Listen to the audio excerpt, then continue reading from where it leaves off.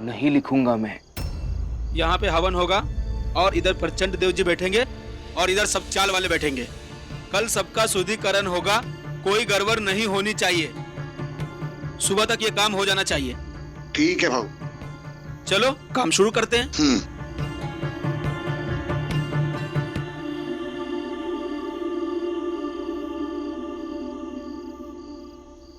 देखिए,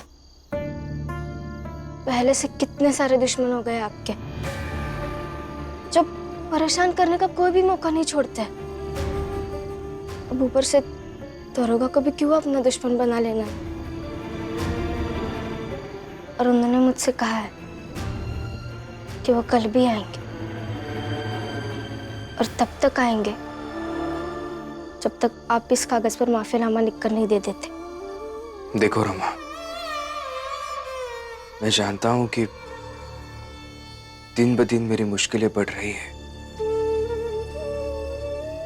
लेकिन प्रचंड देव ने यह सारा खेल इसलिए शुरू किया है ताकि मेरे अपने लोग जो आज तक लड़ते थे, झगड़ते थे, लेकिन मेरे साथ थे,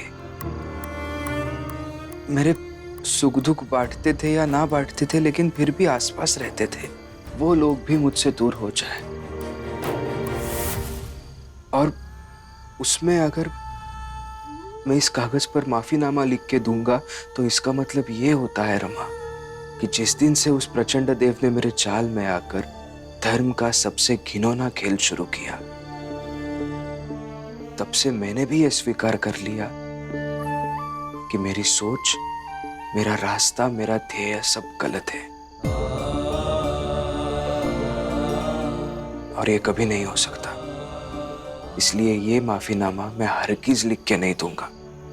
मैं समझती हूँ, लेकिन आप भी समझिए ना, एक दुश्मन आपको परेशान कर रहा है और वो बस आपकी माफीनामा लिख कर देने से परेशान करना बंद कर देगा।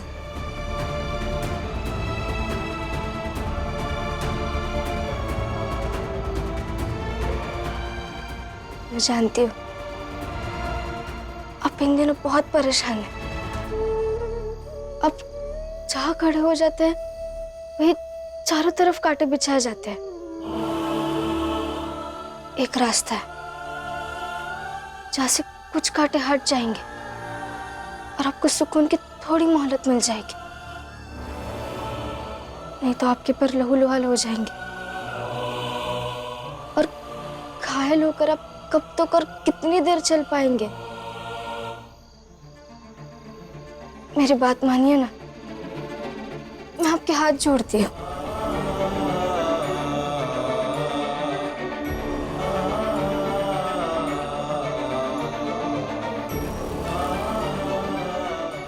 आखिरी फैसला आपका है।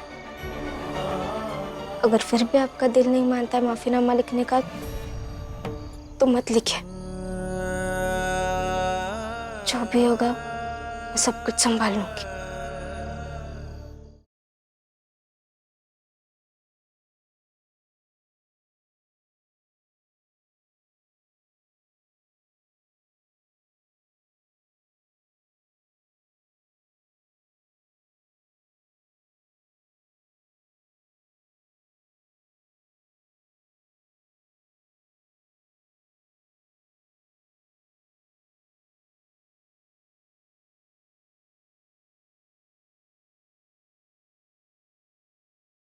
जीवन में किसी भी मोड़ पर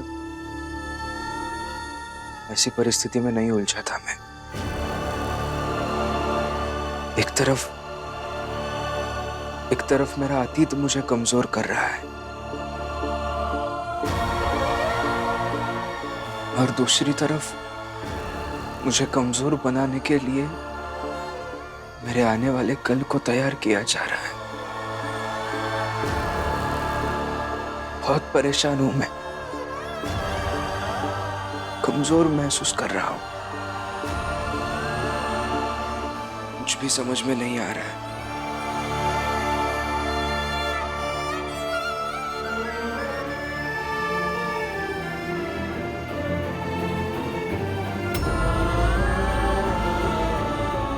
सुबह तक सब तैयारी हो जानी चाहिए। जी भाऊ, आप चिंता मत करो, सारी तैयारियां हो जाएंगी।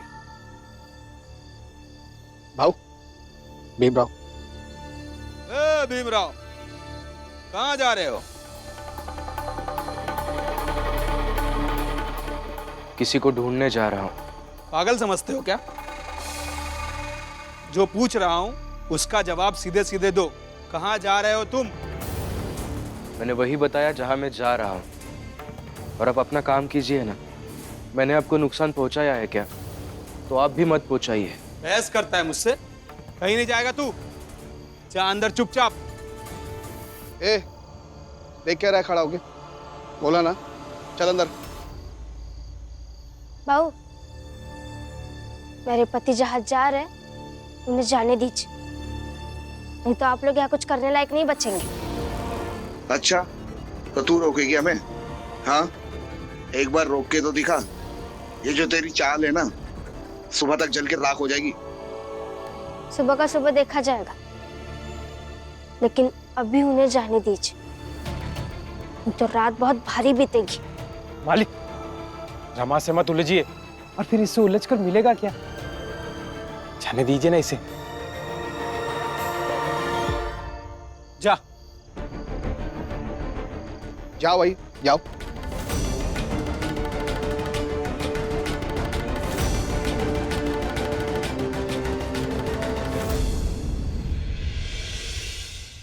चल, मैं भी जाता हूँ।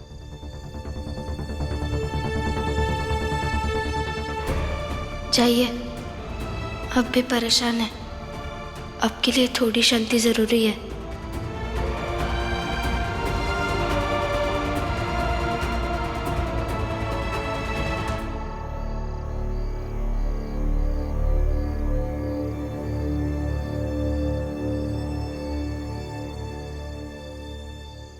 बुद्धं शरणं गच्छामि, धम्मं शरणं गच्छामि, संघं शरणं गच्छामि।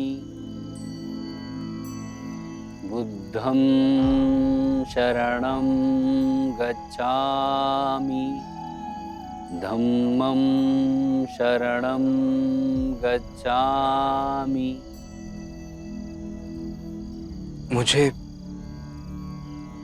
मुझे आपकी मदद चाहिए।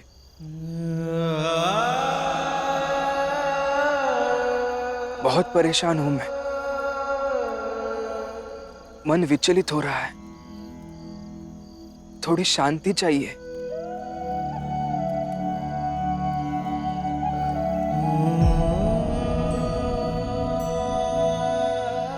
आओ बैठो।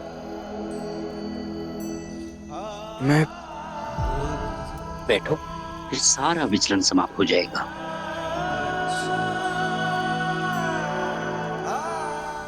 बैठो।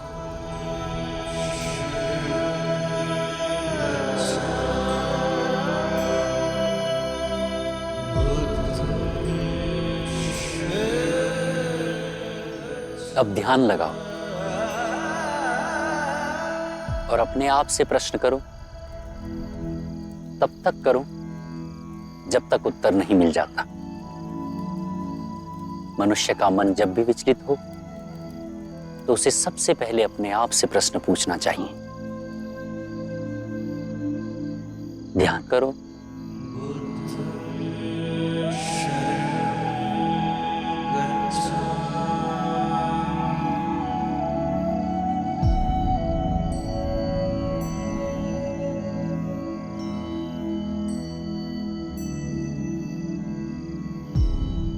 बुद्धं शरणं गच्छामि,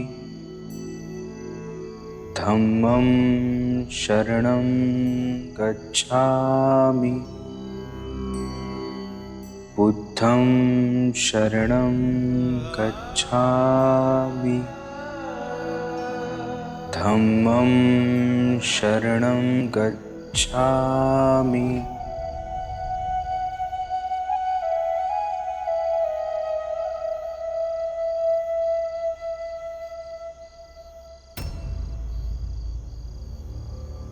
आनंद,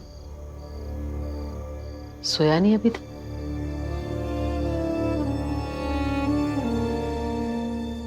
बुआ झाग तो आप भी रही हैं।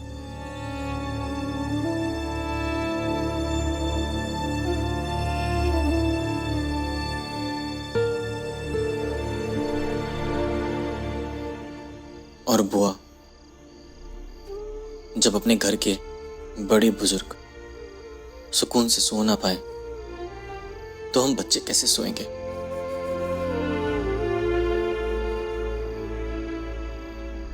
डर लग रहा है मुझे यहाँ पर।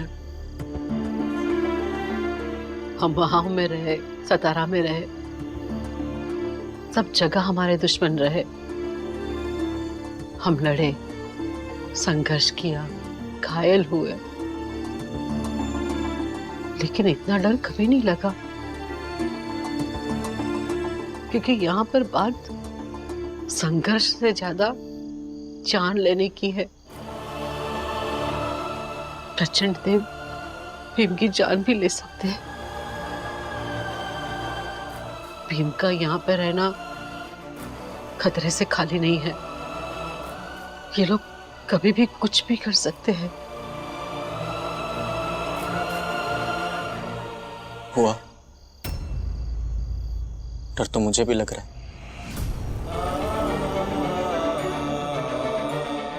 हमें समझाना होगा उसे यहाँ से दूर भेजना होगा। बुआ,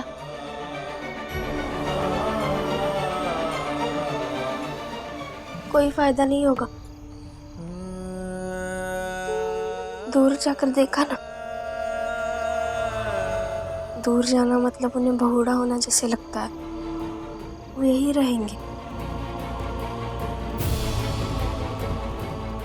और डटकर सामना करेंगे।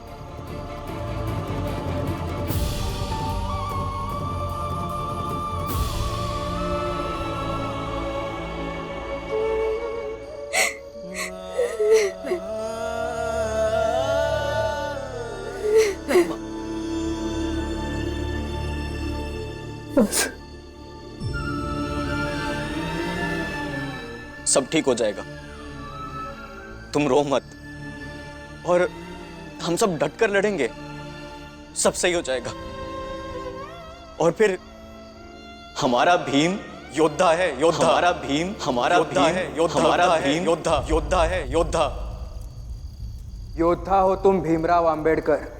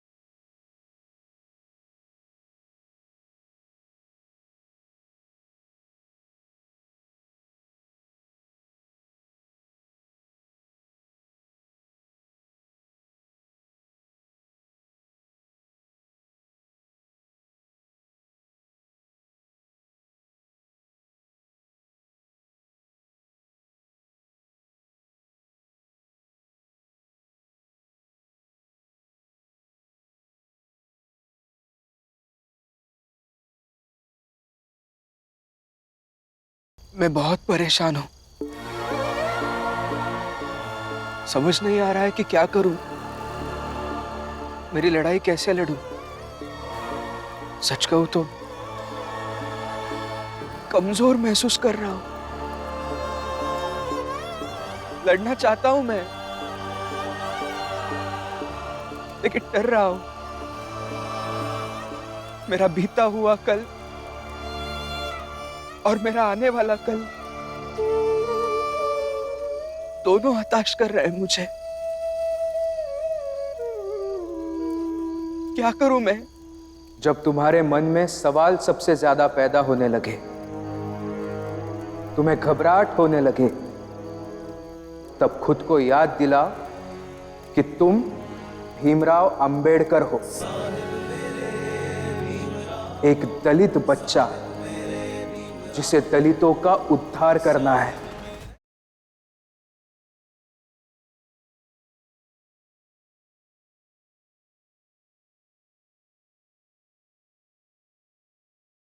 तुम्हें जीवन में सब कुछ करने की इजाजत है, लेकिन हारने की नहीं, क्योंकि भीमराव अंबेडकर बहुत लोगों का हौसला है।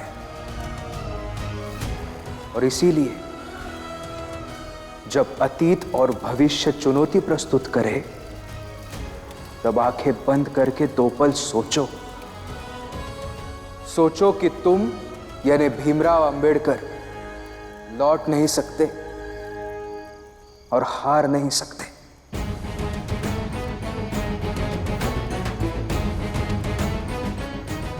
तुम थक सकते हो, अपने ध्येय तक पहुंचने में विश्राम कर सकते हो, दूसरों का नुकसान किए बिना माफी भी मांग सकते हो, लेकिन रुक नहीं सकते,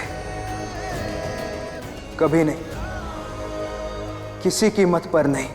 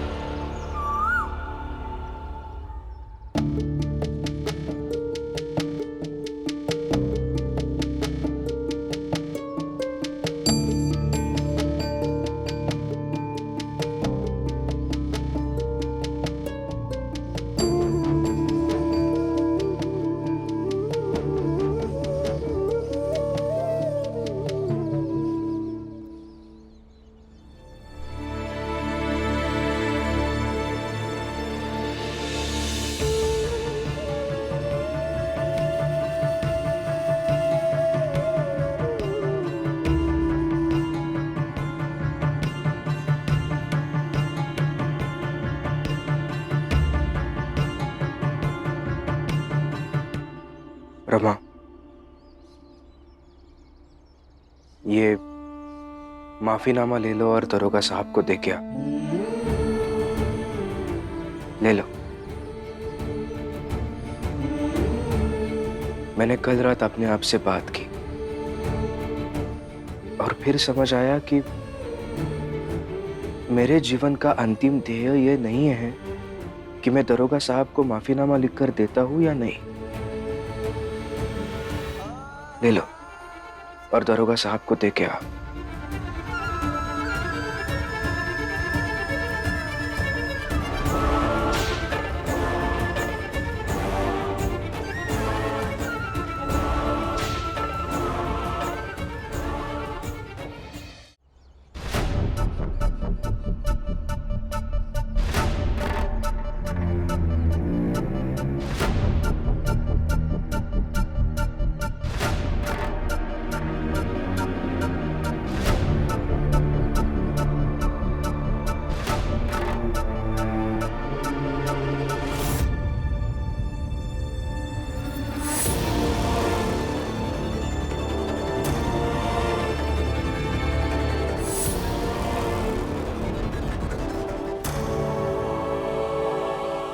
आ गए सब? हाँ। कोई रह तो नहीं गया? मालिक प्रणाम। मालिक देरी के लिए क्षमा चाहते हैं। हम चाहते हैं कि बस इन लोगों के साथ आप मुझे भी दीक्षा दे दीजिए। भीमराव, यज्ञ शुरू होने वाला है, अभी भी मौका है, आकर हमसे दीक्षा ले ले। नहीं, मैं अपनी जगह सही हूं। मूर्ख है तू, मूर्ख। मूर्ख नहीं हूं, थोड़ा पढ़ा लिखा हूं, इसलिए अपने आप को तर्क नहीं दे पा रहा हूं कि ये शुद्धिकरण और ये दीक्षा का क्या आधार है। और वैसे भी ये जो आप करने जा रहे हैं, ये सब मैंने बचपन से देखा है, कुछ नया नहीं है मेरे लिए। अच्छा, तो फिर आज फिर से देख के कैसे तेरे सामने तेरे ही लोगों की जिंदगी बदल जाएगी। और तू नरक में है, नरक में ही रहेगा।